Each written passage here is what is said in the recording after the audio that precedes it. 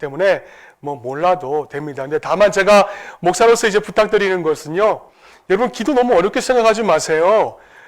집에 가시면 여러분 다 어렸을 때에 아버님하고 다 대화를 나누셨잖아요. 그죠?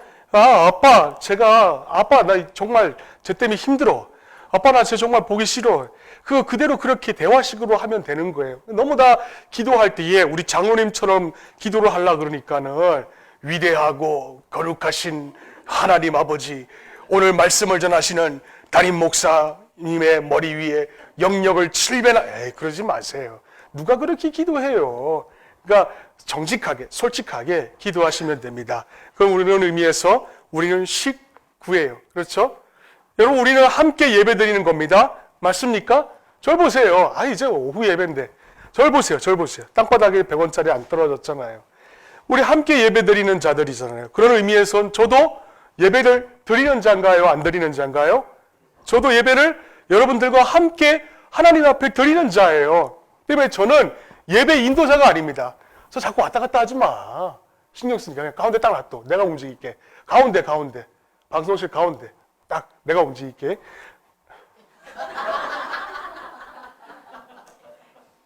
가운데. 좀만 더. 파란 것만 보이게. 좀만 더. 떨지 말고 조금만 더. 가운데라는 의미 모르니? 가운데. 됐어요. 자, 그런 의미에서 저도 여러분들과 함께 예배를 드리는 자죠. 저는 예배를 인도하는 자가 아니에요. 그렇죠? 자, 그런 의미에서 저도 다음 주부터 회중석에서 나와서 이제 예배를 드릴 겁니다. 그래서 제가 다음 주가 되면은 한 가지 변화되는 게 있을 거예요. 그게 뭐냐면은 성좌라는 거를 제가 채워버릴 겁니다. 여러분, 성좌라는 의미는 캐톨릭에서 온 거예요. 역사신학적으로. 그래서 저 성자를 통해서 꼭대기를 통해서 저 왕관 모습 보이시죠? 저 왕관 모양이 왜 있는 줄 아십니까? 베드로의 성당에 가시면은 성 베드로가 사도들의 직접 제자라 그래가지고 예수님의 수제자라 그래서 직통계시를 통하여서 말씀을 전한다고 해서 베드로 성자라고 해서 왕관이 있는 거예요. 그러니까 우리 교회는 다음 주부터 저 성자가 뭐가 성자예요? 그것도 성자예요. 여러분들이 앉는 의자도 성자예요. 그럼 이거 여기다가 식탁 의자 갖다 놔도 되는데 왜 굳이 여기다가 이걸 놔뒀는지 좀 제가 잘 모르겠어요. 그래서 다음 주에는 저 의자를 좀 치우고 저도 예배를 함께 드린다는 의미에서 오전 예배 때부터 회중석에서 나오려고 할 겁니다. 자, 우리 이런 의미에서 우리 식구라는 의미에서 참 반갑습니다. 우리 인사 한번 할까요? 시작. 반갑습니다. 자, 우리 오후 예배니까는 좀 이렇게 옆에 앉아 계신 분 없잖아요. 앞에 계신 분에게 이렇게 뭐라 그럽니까 이거? 안마. 팔 안 다쳐. 그럼 앞으로 오세요. 자, 안마 한번 해주시다. 시작. 안마 해주세요. 네. 자, 안마 받아주세요. 왜 주진기 장로님 왜 안 해주세요? 자, 안마 해주세요. 네. 왜 우세요? 왜 우세요? 자, 됐어요. 이제 그만하시고. 네, 그만하세요, 이제. 네, 그만하셔도 돼요. 제 안마는 그렇게 안 해주시더니. 우리 당회원들과 함께 매월 마지막 제주 되면은, 우리 설거지 한번 같이 했으면 좋겠어요. 당회원들하고 함께. 네. 눈을 감으시는데요. 우리 그 5주째 되는 날에는 식사하시는 분들 많으세요? 4주차 되는 가정주일 드린 날에는 식사하시는 분들 많으세요? 많이 해요? 그럼 많이 하면 안 되지. 오시는 분들은 하세요? 그러면 그때 우리 당회원들하고 황경 집사님하고 정훈 집사님과 함께 설거지 하도록 그렇게 할게요. 섬기는 자가 복 많이 받는 거예요. 그렇기 때문에 우리 당회원들하고 제가 함께 먼저 섬길 수 있도록 그렇게 할 수 있도록 하겠습니다. 설거지 다들 잘 하시잖아요. 자, 제가 오늘 설교를 준비하면서 세상에서 제일 큰 집이 어떤 집인가? 세계에서 제일 큰 집이 어떤 집인가? 좀 인터넷으로 찾아보았어요. 찾아봤더니 세계에서 2018년도 기록입니다. 2018년도에서 제일 큰 집이 여러분 어디 있을 것 같습니까?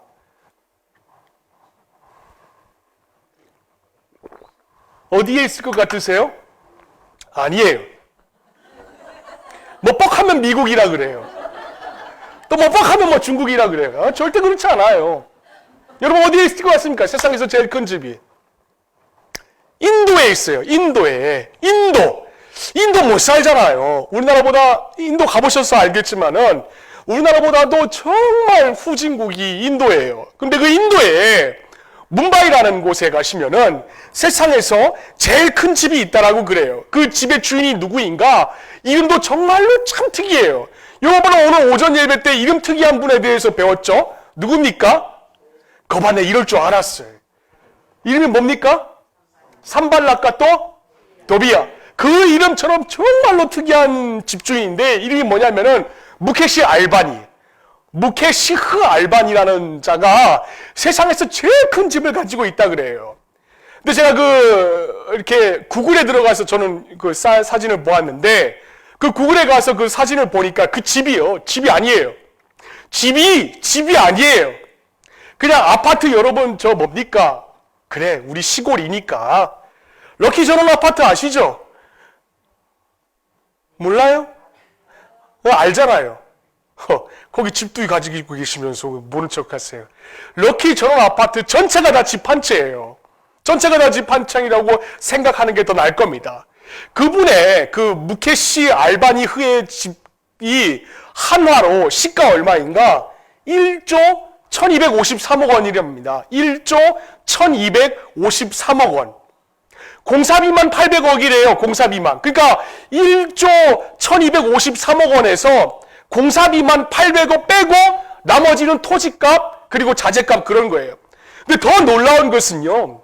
그 방이 그 무케시 알바니 인도 뭄바이에 있는 집에 그 집에 있는 방이 몇 칸인가 그 밑에 기사에 달려있는데 방이 6천 칸이라 그럽니다. 6천 칸. 어마어마하죠? 6천 칸. 제가 모르긴 몰라도 럭키존 아파트 몇 채인지 제가 몇 세대인지 모르겠지만은 6천 세대는 넘지 않을 거라 제가 생각을 갖고 있어요. 그러니까 그 집이 그 한 사람의 집이 럭키존 아파트보다 더 크다라고 이렇게 생각을 가지면 됩니다. 더 놀라운 게 있는데요. 집에 헬스장이요. 헬스장이 13개가 있대요. 13개. 여러분 아파트 단지에 헬스장 있나요?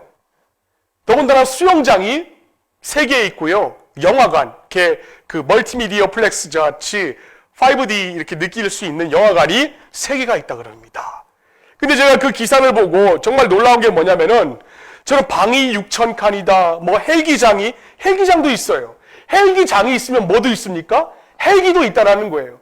헬기장이 3개가 있고 수영장 3개, 헬스장 13개, 뭐 이만큼 어마어마한 방 6천 개의 집을 가지고 있는 그 집 식구들이 방이 6천 개 정도면 전 대단히 많은 식구를 거느리고 있을 줄 알았어요. 왜냐하면 그곳이 인도니까 무슬림이 장악하고 있는 나라이기 때문에 카스트 제도에서 자식들을 많이 가질수록 장려하는 문화가 인도에 젖어 있기 때문에 아마 적어도 한 4식구, 16명, 아니 그 이상쯤은 살지 않을까라고 생각을 가졌습니다. 그런데 놀라운 게 뭔지 아세요? 방 6천 개에다가 헬기장 3개에다가 헬기 3대가 있고 헬스장이 13개 있는 정말 그 집 한 채가 1조 1,000억 원이 넘는 그 집에 식구가 몇 명인가? 4명이래요. 4명. 그 4명의 가족을 위해서 더 웃긴 것은 그 4명의 가족을 위하여서 시녀들이 있는데 섬기는 분들이 있는데 그 섬기는 분들의 숫자가 몇 명인가? 600명이랍니다. 그러니까 600명이 4명을 섬기고 있고 그 4명 가운데 한 분이 아버지겠죠. 그 아버지를 위한 전용 헬기장이 있고 아들을 위하여서 전용 헬기장, 그러니까 학교 왔다 갔다 하는데 쓰일 수 있는 전용 헬기와 헬기장이 있다라는 거예요. 어디예요? 인도 뭄바이에. 우리는 전기 자전거 타고 다니고, 우리는 자전거 타고 다니는데 그분은 아들들이 헬기 타고 학교에 출퇴근을 한답니다. 정말 굉장하지 않으세요?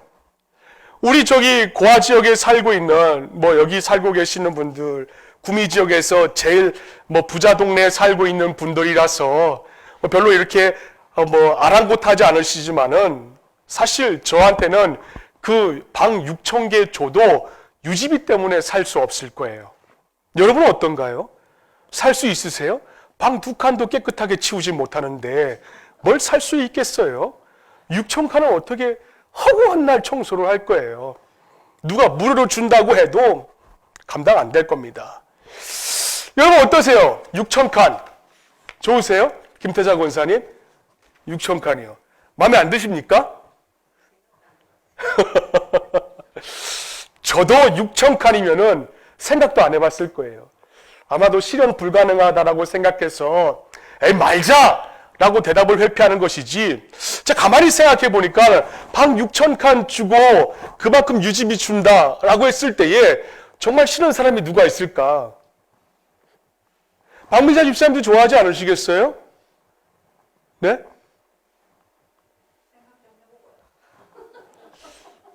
아마 6천 칸 주고 유지비 준다라고 하면은 저는 싫어하는 분은 한 분도 안 계실 거라고 생각을 가집니다. 그런데 오늘 제가 말씀드리려고 하는 거는 그 6천 칸보다도 더 좋은 집을 좀 여러분들에게 소개를 해드리고 싶어요. 그리고 이번 특세 주제가 뭐라고 제가 말씀드렸죠? 뭐라고요? 와, 딱 그 부흥 강사 목소리인데요. 목소리가 뭐라고요? 맡기세요. 주님이 도우십니다. 이번 특세를 통하여서도 하나님께서 여러분들에게 이와 같은 그 큰 집을 여러분에게 주실 거라고 저는 생각을 갖고 있습니다. 그 집이 뭔가? 오늘 설교 제목이 뭔가요? 예, 하늘 위에 새 집이에요. 여러분 하늘 위에요. 그러니까 이 집은 어디에 있습니까? 저희 위에 있어요. 네? 땅에 있다고요? 땅에 없어요. 잘 들으세요. 단디 들으세요. 집이 땅 위에 있는 게 아니라 하늘 위에 있습니다. 근데 하늘 위에 그 집은 우리에게 분명히 주어지는 겁니다. 때문에 오늘 이 짧은 이 말씀을 설교를 우리가 통하여서 우리 모두가 좀 이렇게 하늘 위에 새로운 집을 획득할 수 있는 우리 모습이 되었으면 참 좋겠습니다. 자, 그럼 하늘 위에 새 집이 어떤 집인가? 이건 우리가 늘 말씀드렸죠. 장차 들어갈 하나님의 나라를 말씀하고 있는 거예요. 그래서 제가 어떤 어르신들에게 한번 물어봤어요. 어르신 돌아가시면 어디로 가십니까? 어떻게 되는지 아셔요? 그랬더니 그 어르신께서 저한테 하시는 말씀이, 아이, 그것도 몰라? 죽으면 끝이지 뭐! 이렇게 저한테 말씀을 하셨어요. 또 어떤 어르신, 죽은 다음에 어떻게 되는 줄 아세요? 다음 세계가 우리 사람들에게 있는데, 어르신, 우리가 어떻게 하면은 그 다음 세상에, 어르신은 그 다음 세상에 대해서 어떻게 생각하세요? 라고 제가 여쭤보자 그 어르신께서, 좋은 데야. 그 사람이 죽으면은 아무 개는 좋은 데 갔을 거야. 이렇게 말씀하시는 어르신들이 많이 계세요. 그러나 성경은 우리에게 있어서 죽으면 끝난다라고 그렇게 말씀하지 않으십니다. 우리 예수 믿는 자들은 죽으면은 그 내세가 있다라고 우리에게 분명히 말씀하고 있어요. 어디에 나타나고 있습니까? 히브리서 9장 몇 절이죠? 27절. 한 번 죽는 것은 뭘까요? 사람에게 정해진 것이요. 그 다음에 뭐가 있다고요? 네? 그 다음에는 심판이 있다 그랬습니다. 때문에 우리가 이 땅에 사는 것이 끝이 아니에요. 다음 내세가 있다는 것을 우리에게 알려주고 있다는 것입니다. 그러나 성경은 내세에 대해서 분명하게 우리에게 설명해주고 있고, 이 내세에는 뭐가 있습니까? 천국과 지옥이 있다라고 분명히 말씀해주고 있고, 특별히 천국에 대해서 우리에게 잘 설명을 해주고 있어요. 대표적인 것이 바로 오늘 본문의 요한계시록 21장입니다. 21장과 22장. 자, 오늘 본문은 그 첫 부분이에요. 첫 부분에 있어서 딱 짧은 몇 절밖에 안 되지만은 천국이 어떤 곳인가에 대해서 아주 잘 우리에게 가르쳐주고 있어요. 자, 그럼 천국이 어떤 곳인가? 우리 한번 찾아봅시다. 본문 1절과 2절. 우리 한번 읽어볼까요? 또 내가 새 하늘과 새 땅을 보니 처음 하늘과 처음 땅이 없어졌고 바다도 다시 있지 않더라. 2절. 또 내가 보매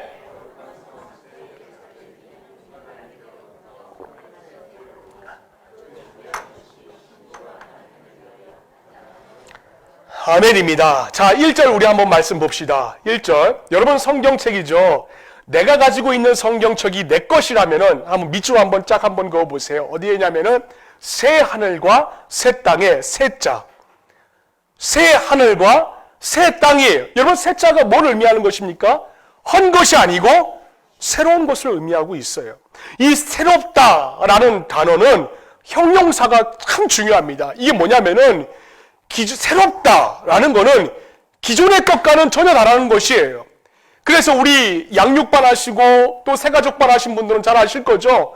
고린도후서 5장 17절 말씀, 눈만 감아도 딱 떠오르는 말씀이 될 것이에요. 뭐라 나와 있습니까? 우리 한번 외워봅시다. 시작. 그렇죠. 피조물이라 이전 것은 지나갔으니 보라 뭐라고요? 새 것이 되었던다. 그러니까 우리는 다 새 것이 되었기 때문에 이제는 헝거다운 삶을 살지 않는다라는 것을 알려주고 있어요. 뭐가요? 새롭다. 이 새롭다라는 단어의 뜻이 바로 그겁니다. 그런데 이 새 것은요, 무슨 뭐 형태가 뭐 변한다? 뭐 그게 얘기하는 게 아니에요. 이 세상에, 우리가 지금 살고 있는 이 세상이 주님 다시 오실 그때에 완전히 사라지는 겁니다. 여러분 뭐 천국이라 그래가지고 우리가 뭐 점프해가지고 하나님의 나라에 올라간다 그걸 뜻하는 것이 아니라 옛날에 7년 환란이나 뭐 이렇게 전천년설을 주장하시는 분들은, 그러니까 옛날 목사님들은 그렇게 이야기를 하셨겠지만은 요즘에 그 젊은 신학자들은 전천년설을 주장하지 않고 무천년설을 주장합니다. 그러니까 뭐냐면은 예수님께서 그대로 올라가셔서 그대로 이 땅에 다시 오신다는 거예요. 성경에 나와 있잖아요. 그죠? 그대로 이 땅에 다시 오셔서 이 땅, 우리가 살고 있는 이 세상이 뭐가 되는가? 바로 신천지가 되는 거예요. 이 말이죠. 신천지 말고 이 땅이 하나님께서 새로운 땅으로 만들어준다라는 것입니다. 그리고 우리가 새로운 모습으로 무덤 속에 들어간 자는 새로 갱신되어서 새로운 모습으로 이 땅에서 하나님과 함께 살고 있는 곳, 그것이 바로 새 하늘과 새 땅의 의미라는 거예요. 그래서 처음 것들, 이 사세상에 속한 것들, 모든 것들은 다 사라지고 전혀 새로운 것, 새 하늘과 새 땅이 이 땅에 다시 뭐래요 이게? 도래한다라는 것입니다. 그런데 이렇게 새로워진 세계가 어떤 모양을 가지고 있는가? 우리 다시 한번 2절 한번 읽어볼까요? 또 내가 보매 시작. 하늘에서 내려오니 그 준비한 것이 신부가 남편을 위하여 단장한 것 같더라. 아멘. 밑줄 그어봅시다. 신부가 누굴 위하여서요? 남편을 위하여서. 신부가 남편을 위하여서 단장한 것 같더라. 말하자면 성도들이 거주할 영원한 집이라는 거예요. 그래, 그곳이 얼마나 좋은 곳인지 신부가 누굴 위하여서요? 남편을 위하여서 단장한 것 같다. 여러분, 남편이 오시면 여러분들 단장하세요? 네? 전화 한번 보세요. 그러니까 자꾸 주무시면 나 오후 예배 없애버릴 거예요. 네. 신부가, 여러분, 남편이 집에서 들어오시면 여러분 단장하세요? 아내 되시면, 당연하듯이 뭐 그렇게 얘기하시네요. 네? 우리 대표적인 케이스, 정 권사님. 정 권사님은 주장로님이 퇴근하셔서 집에 오실 때에 화장하시고, 딱 치마 입으시고, 딱 이렇게 머리 단정하게 하고, 이렇게 하세요? 그럼 어떻게 하세요? 그냥 편안하게 쭉 늘어진 옷에다가 고춧가루 입고, 그건 아니고요? 그럼 어떻게 옷 입으세요? 제가 누구더라? 누굴 제가 밤에 한번 배웠는데, 그래! 그분이시구나! 이제 생각이 났어요. 제가 말씀드릴게요. 누군지는 얘기 안 할게요. 상상하지 마세요. 제가 집사님, 오후 3시에 신방 갑니다. 라고 얘기도 안 했어요. 얘기도 안 하고 제가 집에 딱 갔어요. 초인종을 띵동 하고 눌렀어요. 근데 누구세요? 라는 말도 안 하고 문을 벌컥 열어주시더라고요. 세상에 우리 교회 집사님이신데요. 제가 누군지 얘기 안 할게요. 어떤 옷을 입었는 줄 아세요? 색깔도 아주 빨개요. 빨간 바지를 이렇게 고무줄 바지예요. 고무줄 바지. 시장에서 가면 5,000원짜리 파는 그 고무줄 바지 있잖아요. 고무줄 바지에다가 이렇게 축 늘어진 바지에다가 여기는 옷이 있잖아요. 이렇게 축 늘어져가지고 목이 얼마나 입었는지 이게 축 늘어져가지고 여기 이렇게 빵꾸가 나서 입고 다니시더라고요. 저는 우리 교회 여자 집사님들 그런지 몰랐어요. 그러세요? 예, 일부러 구멍난 옷. 일부러 구멍난 옷. 빈티지. 저 그거 인정하죠. 그건 제가 저한테도 있어요. 그런데 너무 오래 입어가지고 이거는 목구멍인지 팔구멍인지 구분이 안 될 정도로 입고 다니시는 정권사님 그러시는군요. 아이고 참말로 어쩜 좋아요. 그러시는 분들이 계시더라고요. 제 아내예요. 제 아내가 그래요. 여기서 딱 올라가면은 맨날 늘어진 바지 입고 그러고 있어요. 근데 오늘 본문 말씀에 뭐라고 나와 있습니까? 신부가 신랑을 위하여서 단장을 한다는 거예요. 자, 이렇게 신방을 가거나 또 가끔 가다가 이렇게 카카오톡에 있는 그 사진을 봐요. 결혼 사진이나 이렇게 옛날 사진을 볼 때가 있습니다. 근데 분명히 그분의 집이 맞고 분명히 그분의 이렇게 카톡 아이디가 맞는데 그 결혼 사진이나 카카오톡의 사진은 영 다른 사람이에요. 달라도 너무 달라요. 그래 왜 그런가 하고 다시 보았더니 그 사진이요 결혼할 때 찍은 사진이더라고요. 여러분 우리 화장실 갈 때에 벽면에도 그런 사진이 한 장 붙어 있어요. 한복 쫙 입고. 그래 지금하고 그 당시의 사진하고 너무 다를 수밖에 없는 거예요. 뭐냐면은 뭘 말씀드리냐면은 동서고금을 막론하고 인간 세상에서 가장 아름다울 때가 언제입니까? 신부의 사진이에요. 신부일 때. 그래서 오늘 성경에서 가장 아름답다는 뜻으로 그런 신부의 모습을 표현하고 있는 겁니다. 그래서 신부예요. 그리고 여기서 단정하다라는 말이요. 단정할 거야. 그렇게 미래지향적으로 성경에 얘기하고 있지 않아요. 단정했다라고 그렇게 완료형으로 되어 있습니다. 이미 준비가 끝났다라는 거예요. 말하자면은 신랑이신 예수님께서 신부인 성도들을 데리고 들어갈 신방이 이미 다 꾸며졌다라는 것입니다. 그냥 우리는 들어가기만 하면 되는 거예요. 뭐 하고요? 화장만 하고. 근데 이렇게 아름다운 새 예루살렘이 구체적으로 어떻게 좋은지 성경에 묘사된 것만 갖고는 우리가 완전히 이해할 수가 없어요. 하지만 그 중에 몇 가지 표현만 우리가 한번 체크해서 한번 찾아볼게요. 요한계시록 21장 10절로부터 11절까지 말씀 우리 한번 찾아볼까요? 21장 10절로부터 11절까지의 말씀. 자, 우리가 이제 장차 들어갈 새하늘과 새 땅이 어떤 곳인가? 신천지가 어떤 곳인가? 우리 한번 읽어볼까요? 시작. 나를 데리고 크고 높은 산으로 올라가 하나님께로부터 하늘에서 내려오는 거룩한 성 예루살렘을 보이니 11절 그 다음에 하나님의 영광이 거기에 있어요. 그 성의 빛이 지극히 귀한 보석 같고 벽옥과 수정같이 밝더라. 아멘입니다. 여러분 잠깐 한번 PPT 보여주세요. 하나님의 집이 딱 들어가는데 무슨 정말 그 성이 빛이 귀한 보석으로 이루어져 있고 막 벽옥이 막 수정같이 밝더라. 정말 하나님의 나라가 그런 것인가? 아니에요. 그런 것 아니에요. 다만 성경에서 지금 사도 요한을 통하여서 하나님께서 지금 예언의 말씀을 주는 것이 뭐냐라고 하냐면은 하나님의 나라가 정말 귀한 보석 나와 있잖아요. 무슨 보석 같다고요? 지극히 귀한 보석 같다라는 거예요. 같다라는 거예요. 거기에 집중하셔야 돼요. 정말 보석이 막 깔려있고 막 벽옥이 깔려있고 수정이 막 깔려있는 게 그게 아니라 그거와 같을 정도로 하나님의 나라가 그만큼 아름답다라는 겁니다. 또 요한계시록 21장 18절 말씀 우리 한번 읽어볼까요? 21장 18절 시작. 그 성곽은 벽옥으로 쌓였고 그 성은 정금인데 맑은 유리 뭐라고요? 여러분 같더라 해요. 같더라. 많은 분들이 착각하시고 계시는 분이 그거예요. 와 성곽이 벽옥이래. 와 땅바닥이 뭐래. 아니에요.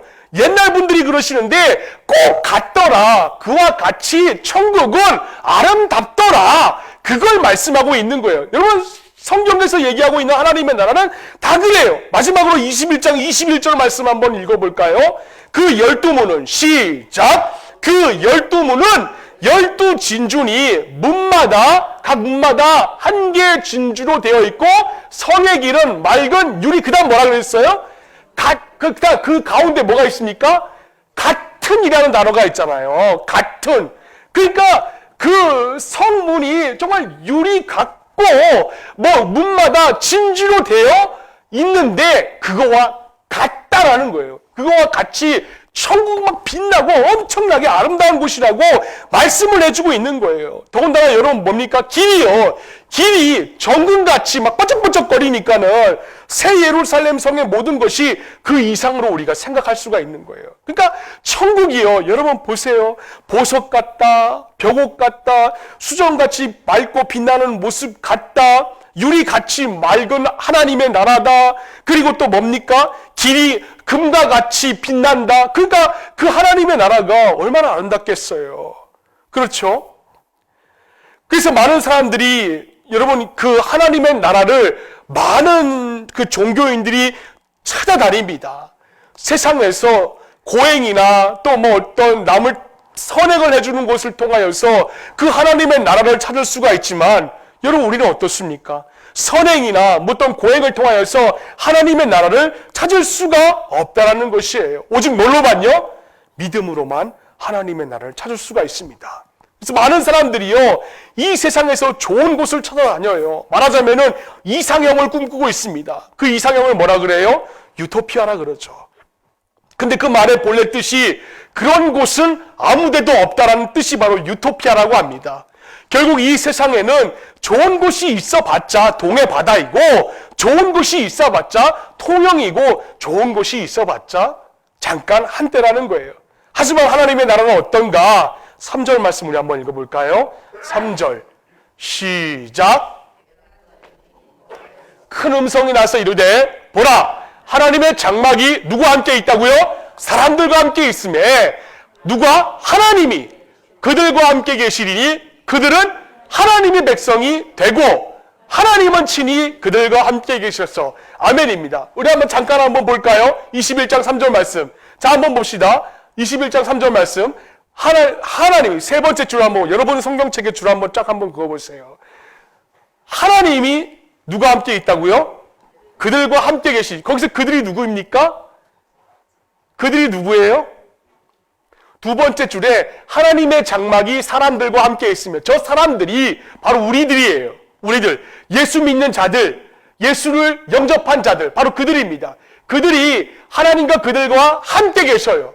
그리고 그들은 누구의 백성이 됩니까? 하나님의 백성이 되고 그 다음에 뭐라 그래요? 하나님의 백성이 되고 될 것이답니까? 되고예요. 이미 됐다라는 거예요. 되고 다음에 뭐라 그랬습니까? 하나님이 친히 그들과 우리들과 함께 계신다라고 있는 것이에요. 하나님이 영원히 우리들과 함께 계신다라는 겁니다. 구약 성경에 보면은 여러분 그 텐트를 뭐라 그러죠? 성막이라 그럽니다. 성막. 근데 그것은 보이지 않지만 하나님이 함께 하신다라는 그런 임재의 상징물이죠. 근데 이제 하나님의 나라 천국에서는 하나님의 얼굴과 우리의 얼굴과 얼굴을 마주 볼 것이고 하나님을 뵐 수가 있는 거예요. 그래서 고린도전서 13장 13절 말씀에 보시면 이렇게 나와 있습니다. 우리 한번 읽어볼까요? 시작. 우리가 지금은 거울로 보는 것 같이 희미해요. 그러나 그때에는 얼굴과 얼굴을 대하여 볼 것이고 그러나 그때에는 지금은 내가 부분적으로 아나 그때에는 뭐라고요? 주께서 나를 아신 것 같이 내가 온전히 알리라. 누구를요? 하나님을. 내가 온전히 알리라고 말씀하고 있습니다. 때문에 천국에는 예루살렘에는 성전이 필요가 없어요. 왜? 요한계시록 21장 22절 말씀 한번 봅시다. 21장 22절 말씀 시작. 성 안에서 내가 성전을 보지 못하였으니 이는 주 하나님 곧 전능하신 이와 및 어린 양이 누구라고요? 그러니까 성전이 곧 예수님이라는 거예요. 여러분 하나님의 나라가 가장 좋은 이유가 바로 이겁니다. 천국이 무슨 아름다운 환경을 갖고 있고 모습을 갖고 있고 그것도 물론 좋아요. 하지만 더 좋은 것은 하나님 자신이 누구와 함께 해주십니까? 우리와 함께 해주시는 것입니다. 자, 그렇다면은 우리에게 있어서 가장 중요한 게 뭘까요? 우리 믿는 자에게 있어서 가장 우선순위가 뭡니까? 성전일까요? 아니죠. 바로 하나님 자신인 것입니다. 왜냐하면은 여러분 그래요. 제가요 요번에 가정교회 세미나를 갔다 왔는데요. 어떤 목사님과 사모님이 목사님이요 젊어요. 저보다 더 젊더라고요. 42살쯤 됐는데 폐가 굳었대요. 폐가. 목회를 개척을 했는데 천안 아산에 있는 제자교회죠. 그 목사님이신데 목사님이 목회를 하다가 저희 성도가 조폭이신 분이 계셨대요. 근데 조폭인 분이 계셨는데 그 조폭이 목사님에게 와서 이런저런 요구사항을 했는데 그걸 들어주지 않자 조폭 조직원들을 동원해가지고 그 교회 가건물을 다 부셔버렸대요. 자, 웬만한 목사님 같으면 여기서 다 실족하고 좌절하겠죠.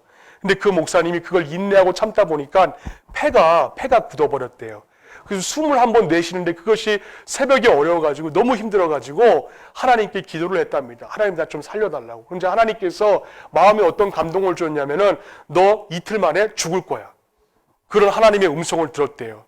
그자 그 목사님께서 아내를 막 깨우더니 뭐라고 고백한 줄 아십니까? 회개한다고. 내가 설교를 할 때에 설교를 하고 나서 당신이 나한테 지적질한 거 내가 그거에 대해서 마음 아파한 거 회개한다고. 그리고 내가 우리 교회의 아무개 장로님 맨날 나한테 태클을 거는데 그 장로님 빨리 귀신은 뭐 하나 안 잡아가고 그 말을 했던 거에 대해서 회개한다고 그렇게 했대요. 우리 교회 장로님들은 안 그러세요. 우리 교회 장로님들은 그걸 회개한대요. 근데 그 회개하고 난 다음에 그분이 이렇게 그 사모님한테 이렇게 얘기를 했답니다. 그 부분이 저한테 참 마음에 와닿았어요. 여보, 하나님의 형상인 대로 지음받은 우리 인간인데 그러면은 그 형상을 봤을 때 곧 하나님의 형상인데 당신이 하나님의 형상인데 내가 하나님 형상에게 내가 지적질한다고 해서 미워하고 시기한 거 내가 회개하오. 그렇게 새벽 2시에 일어나가지고 그렇게 이야기를 했답니다. 그런 적 있으세요? 그런 고백을 받아본 적 있으세요? 네?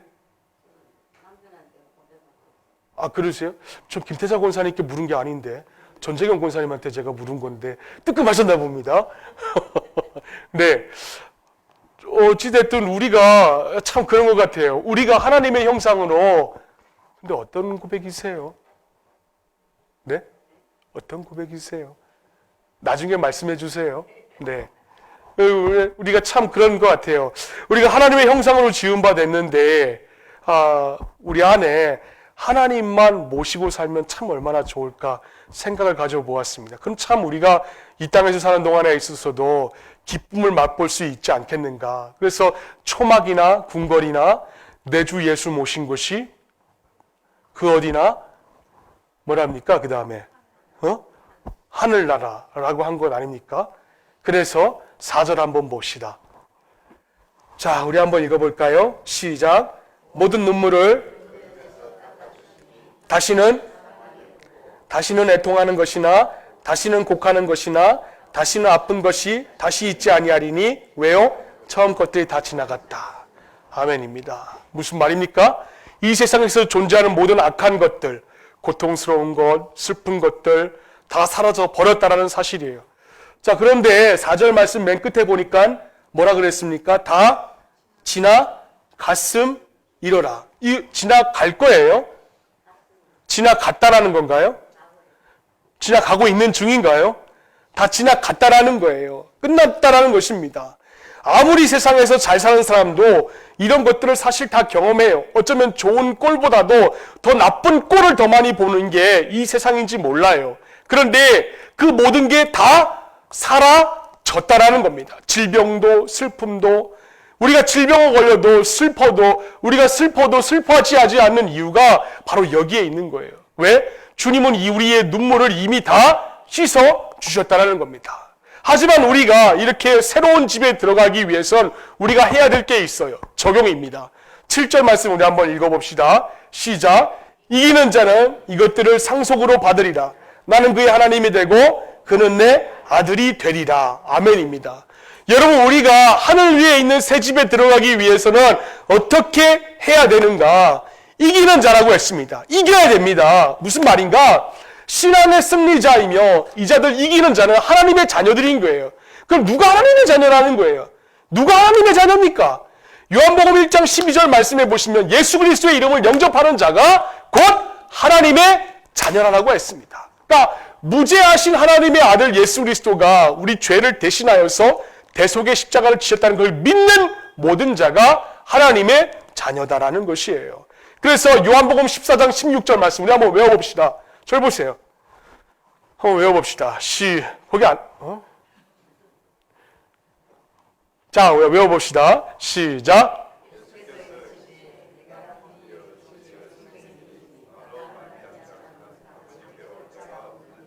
참 빨라요. 컨닝하는 데는.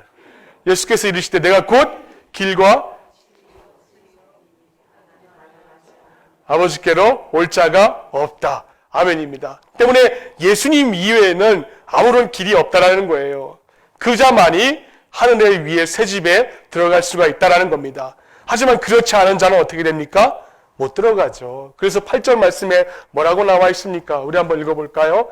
자, 여러분 여기에서 벗어나는 자들이 있는가 한번 보세요. 읽어봅시다. 그러나 시작.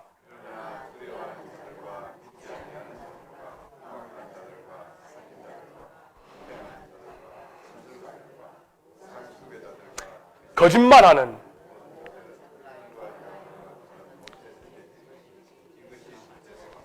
제가 저 말씀을 묵상하고요. 참 궁금한 게 있었어요. 뭐냐면은 여러분 선한 거짓말은 거짓말일까요? 아닐까요? 네? 거짓말인가요? 근데 그거 자주 안 하세요? 선한 거짓말. 선한 거짓말도 거짓말인가요? 그러면 잠깐 한번 그 PPT 다시 한번 보여주시겠어요? 그러면 저 위에 밑에서 하나 두 번째 뭐라 나와 있습니까? 그 다음에 강조해서 읽으세요. 거짓말하는 뭐라고요? 모든 자들. 그러니까 선한 거짓말이든 나쁜 거짓말하는 자들이든 그 다음 뭐래요? 모든 자들은 어디에 든다라고요? 던져지리니 이것이 뭐라고요? 둘째 사망이라. 그러니까 우리는 선한 거짓말도 하면 안 돼요. 전재경 권사님. 심각한 거예요. 전재경 권사님. 그죠? 심각한 거예요. 왜? 둘째 사망이기 때문에. 여러분 첫 번째 사망이 뭔가요? 내가 죽어서 흙으로 되는 게 첫째 사망입니다. 근데 둘째 사망은 하나님과의 관계가 단절되게 살아가는 게 둘째 사망이에요. 거짓말하는 경우에 들어간다는 겁니다. 자, 그렇다면은 우리가 어떻게 산 자가 이 둘째 사망에서 제외되는가? 다른 것 없습니다. 기뻐하시면 됩니다. 왜? 하나님이 나와 함께 하시기 때문에.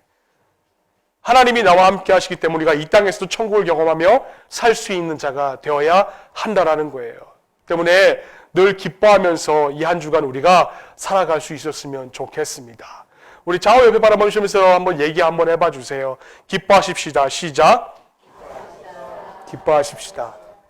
오늘 점심 때 상추 안 줬죠? 근데 왜 다 조세요? 아니 저 조는데요. 박미자 집사님도 조시고. 네? 왜 다 조는지 모르겠어요. 네. 자, 기뻐하십시다.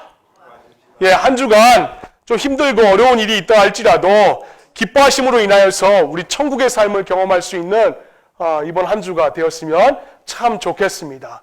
아시겠죠? 기도합시다. 하나님 아버지 감사합니다. 우리가 하늘나라의 기쁨을 이 땅에서 맛볼 수 있게 하여 주시옵소서. 육신의 짐, 질고, 고통, 그리고 병 이런 것은 늘 우리의 삶을 괴롭힙니다. 하지만 주님 그 가운데 있어서 하나님 왜 하필 나에게 이렇게 어려움 갖다 주신 거냐라고 하나님께 항의성 짙은 질문을 내뱉는 것이 아니라 그러함에도 기뻐할 수 있는 우리 모두가 되어서 하나님의 천국을 미리 경험할 수 있는 우리 공동체가 되게 하여 주시옵소서. 하나님, 내가 얼마나 힘든 줄 아십니까? 하나님께 아뢰지 못한 질병들 저한테 많이 있습니다. 그런 건 얘기하지 않게 해주시고 그 가운데서도 기뻐하며 감사할 수 있는 우리 모두가 될 수 있도록, 그래서 하늘나라의 기쁨을 맛볼 수 있도록 하나님께서 우리를 붙들어 주시옵소서. 감사드리며 거룩하신 예수님의 이름으로 간절히 기도를 드립니다. 아멘.